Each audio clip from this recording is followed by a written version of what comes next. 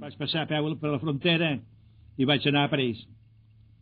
I d'allà, després de la caiguda de París i de la invasió dels nazis, vaig anar a Mèxic. Vaig arribar a Mèxic a l'any 1941.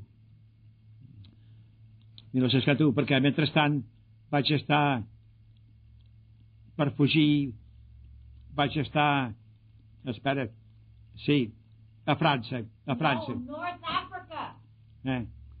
A França vaig estar.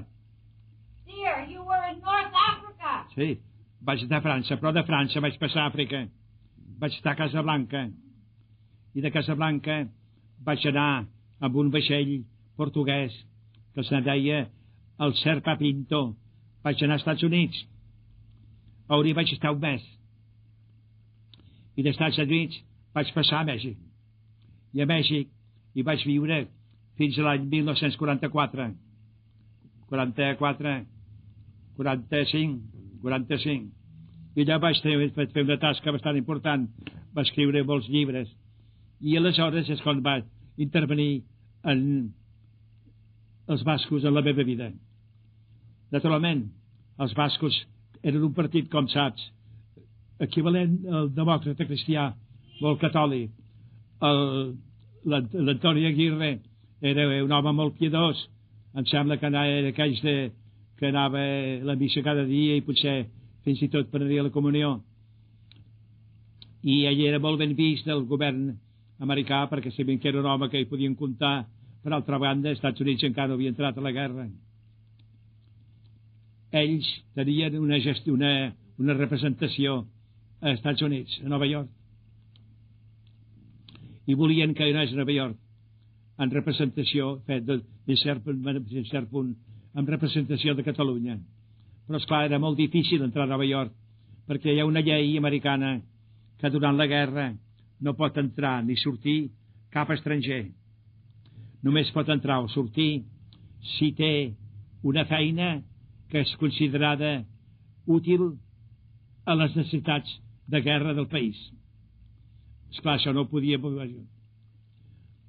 Però es havia creat a Estats Units, a Nova York, una oficina que se'n deia Informació Belga, Informació en Bèlgica, que es titulava INBL,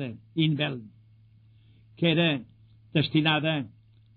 Bèlgica estava ocupada totalment pels exèrcits alemanys, destinada a fer veure que Bèlgica encara vivia, que darrere la desfeta encara hi havia un poble que vivia, que no havia mort, i volia que es publiqués un butlletí que es repartia a 600 diaris de l'Amèrica Llatina de franc, en el qual es donaven noves d'aquesta Bèlgica que no havia mort, que encara vivia.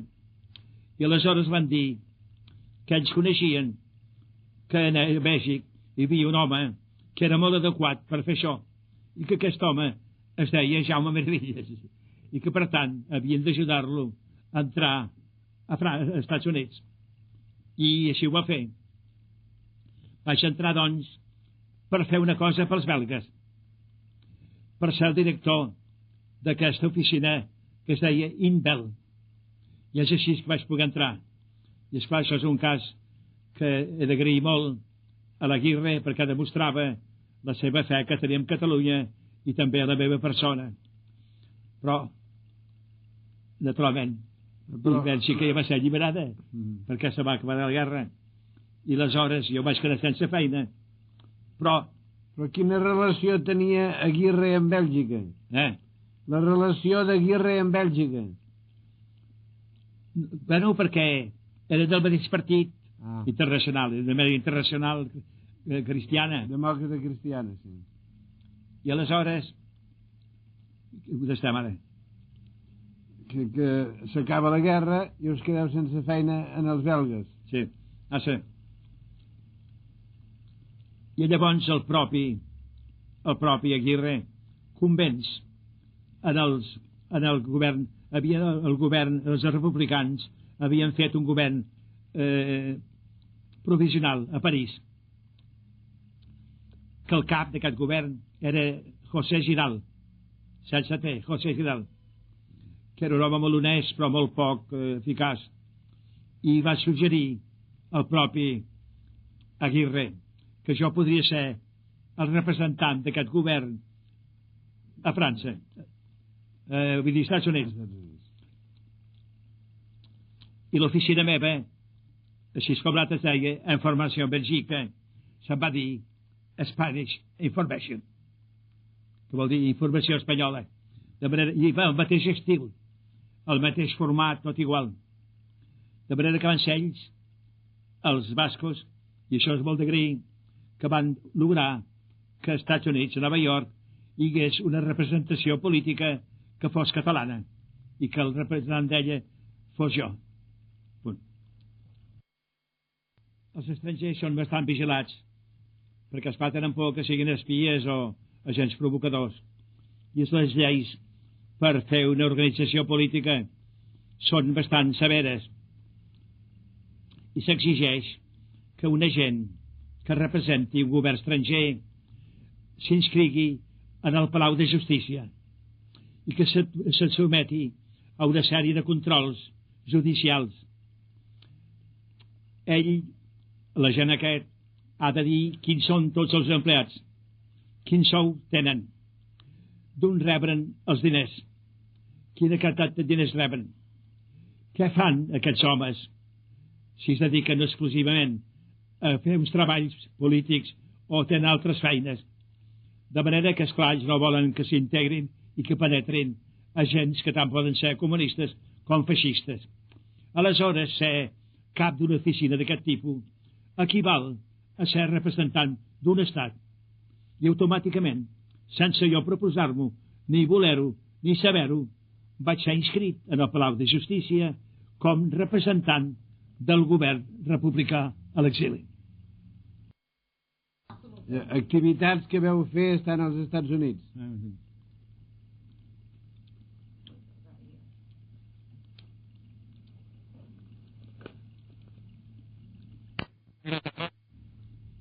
Fer un arxiu molt important de les persones que podrien rebre aquest butlletí que nosaltres publicàvem amb cert profit.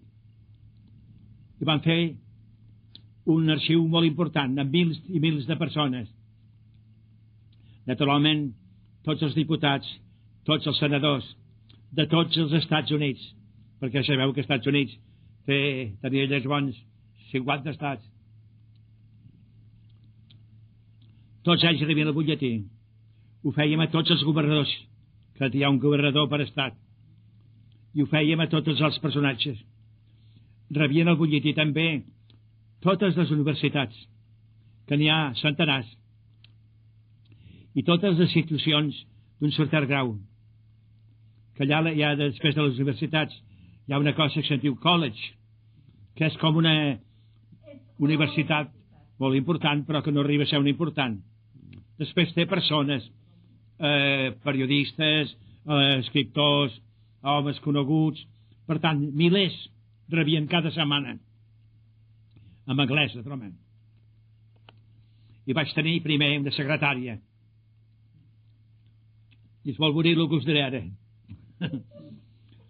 Aquesta secretària, jo li deia la noia, parlava 5 o 6 idiomes, i cantava folclore amb 10 o 12 idiomes.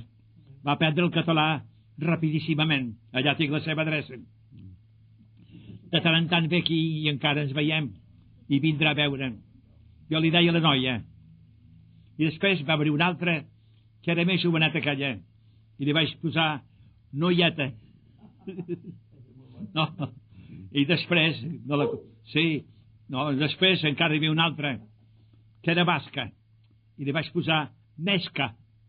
Nesca és el nom basc per noia, de manera que jo tenia per secretàries 3, noia, noieta i Nesca, perquè us doneu compte de l'esperit de sacrifici. Elles cobraven $325 al mes i jo en cobrava 400. Un dia van considerar que potser el sou de 325 era massa petit i em demanaren si era possible que jo els augmentés el sou. Vaig dir sí, us posaré el mateix sou que jo. Van dir no, això no ho volem. Per tant, ja ens conformem amb el 325.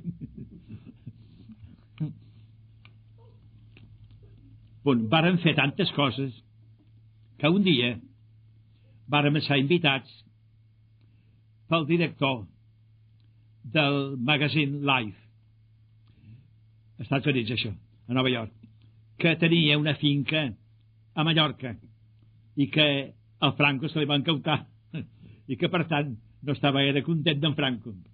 I ens va invitar a nosaltres dient-nos que els expliquéssim com funcionava la nostra oficina, com la tractàvem, quants empleats tenien.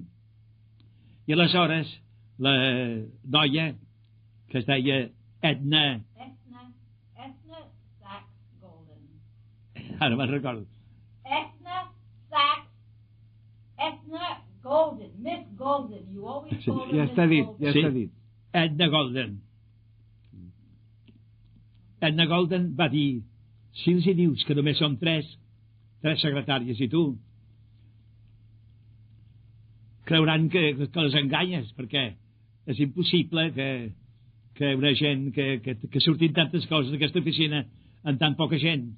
Per tant, els hi has de dir, bueno, deia you, aquest tractament unipersonal que hi ha als Estats Units, que és el you. Quedareu malament, per tant heu de dir que sou 10, almenys. I quan em va dir, bueno, vostès com s'ho fan això, amb tantes coses? Dic, bueno, tinc 10 funcionàries. I llavors diu, només 10? Nastro. Vaig representar 3 governs. El primer, ja ho he dit, presidit per José Giral. El segon per Álvaro de Albornoz. I el tercer per Rodolfo Llopis. Rodolfo Llopis, per cert, era valencià, però parlava el català molt bé. Ara bé, aquells 3 presidents van ser molt poc eficaços. Ells creien el que vulgarment diem treure'ls les estranyes del foc. Es creien que era el món, i als Estats Units especialment, els que havia de treure en Franco i posar-hi la república. I això no era possible. No era així com es podia guanyar el problema. Nosaltres, i això jo ho vaig fer des del meu despatx, el que havíem de fer era precisament que els Estats Units no s'aliés amb Franco. Amb la neutralitat dels Estats Units ja en teníem prou, perquè amb aquesta neutralitat assegurada el règim franquista fatalment, inevitablement s'aniria gastant fins que cauria definitivament. De manera que ells van ser un factor negatiu. Van ser els que van tenir una mica la culpa que no s'arribés a la instauració de la república, de la monarquia.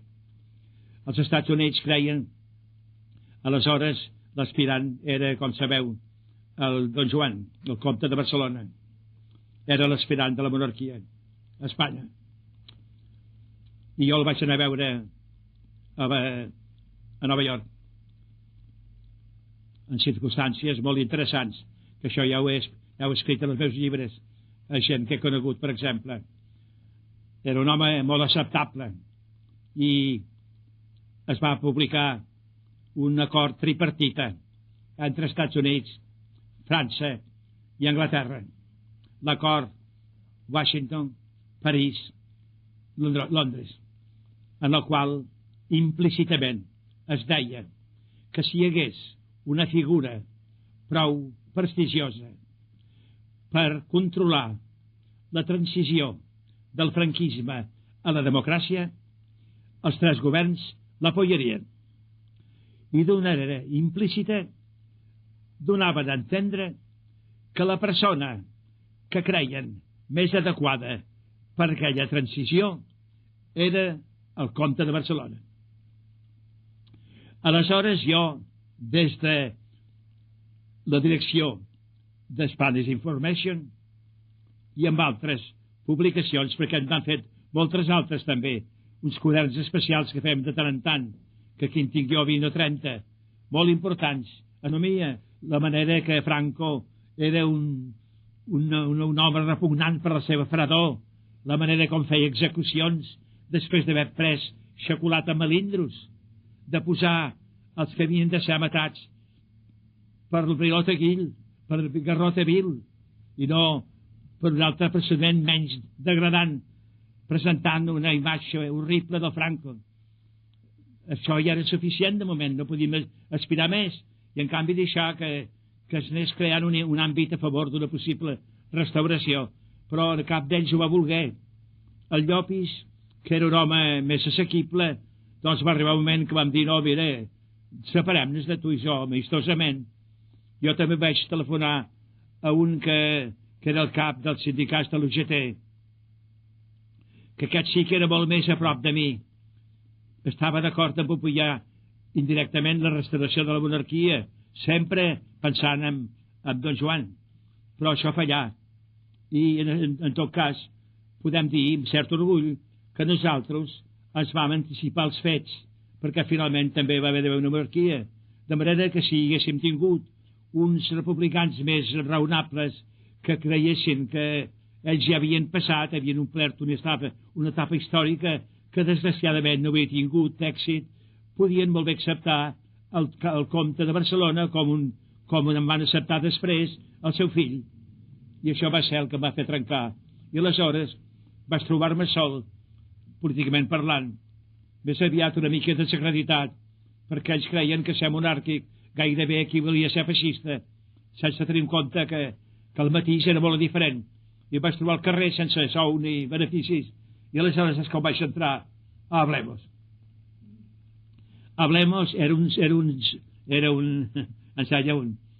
un dominical que sortia cada diumenge i que era repartit a una sèrie de països de l'Amèrica Llatina i de l'Amèrica Central cada setmana. Es tirava a prop de 500.000 exemplars i jo vaig ser el director. Busca un lloc, no, busca el vegi. És allà, n'hi ha un de...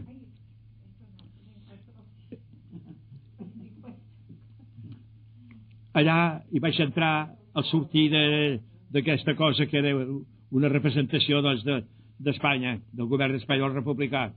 I vaig treballar i vaig entrar l'any 55. No, espera, no. Molt més aviat, sí. L'any 50. It was in 1950 when I entered Hablemos. What year was? When you entered there? Me? Yeah. 57. 55? 7. 52. 52. Sí. Well, I was before, yeah. Sí. Devia ser als anys 50, doncs, que jo vaig entrar en aquesta revista. Molt ben pagat, perquè era una revista que tirava 500.000 exemplars i anava als diaris més importants de cada país. I allà vaig fer una campanya molt periodística, ara que es fa també era educativa, en el sentit d'uns articles d'un cert nivell, molt buscats, molt... I va ser allí que vaig conèixer la meva dona, que va ser la meva secretària, i ens vàrem casar. Jo llavors tenia 55 anys. Havia estat casat 2 vegades, però no tenia fills, i em pensava que era estèril. I no vaig ser. I vaig tenir el primer fill, que era una nena, que es deia Moncita, a Can se'n diu. Quan va ser l'any exacte? 60. L'any 60. A l'any 1960, jo quant estaria? 50 holders. 50. Bueno, 1906. Ja. Jaume Miravilles morí a Barcelona el dia 10 de novembre de l'any 1988.